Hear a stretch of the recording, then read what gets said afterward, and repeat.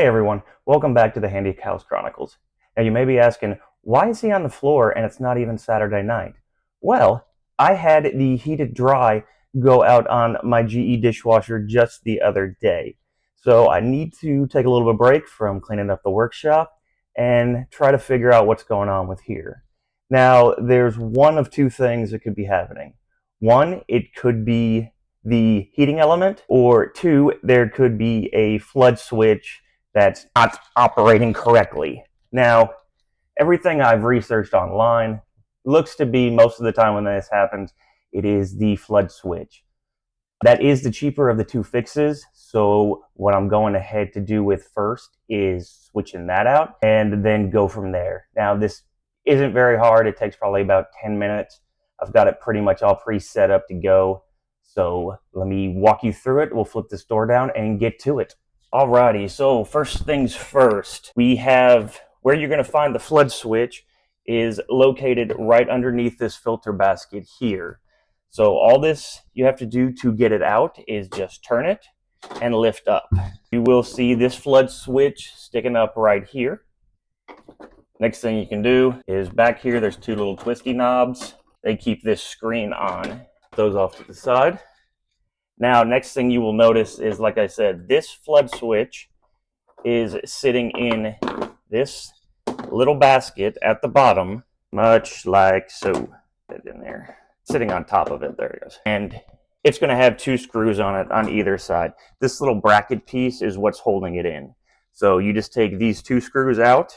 All you need is a nut driver from a multi-head screwdriver. It'll fit those perfectly. And then they end up coming right out. You may have to finagle getting this little harness out, this little bracket out, move it around a little bit. But once you do, you'll be able to get this flood switch out.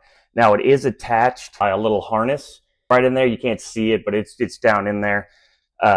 So all I have to do is take the new flood switch, put this back in, and then put our steps in reverse. Now, here is my new flood switch.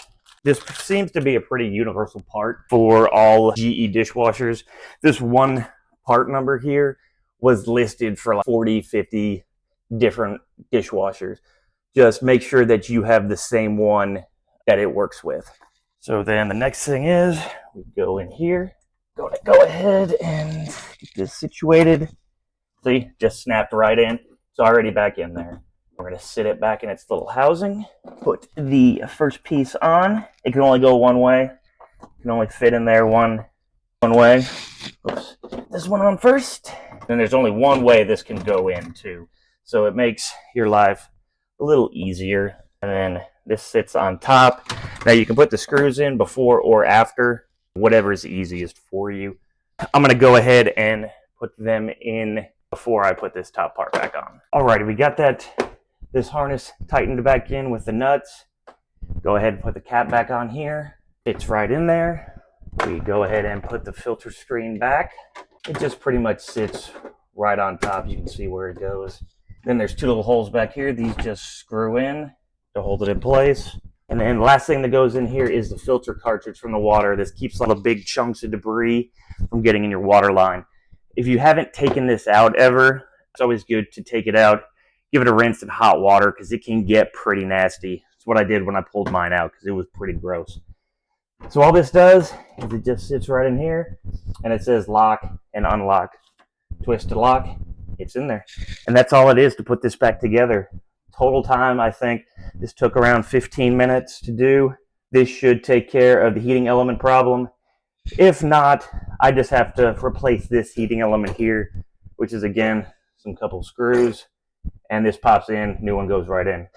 But the flood switch here, this was a cheaper route to go. This was $15, whereas this was $45, I think, to start. So just figured I'd start with the cheaper one and move on from there. Well, that's everything for this episode. I will keep you all updated on anything else that breaks in the house. And if y'all have any questions, please ask.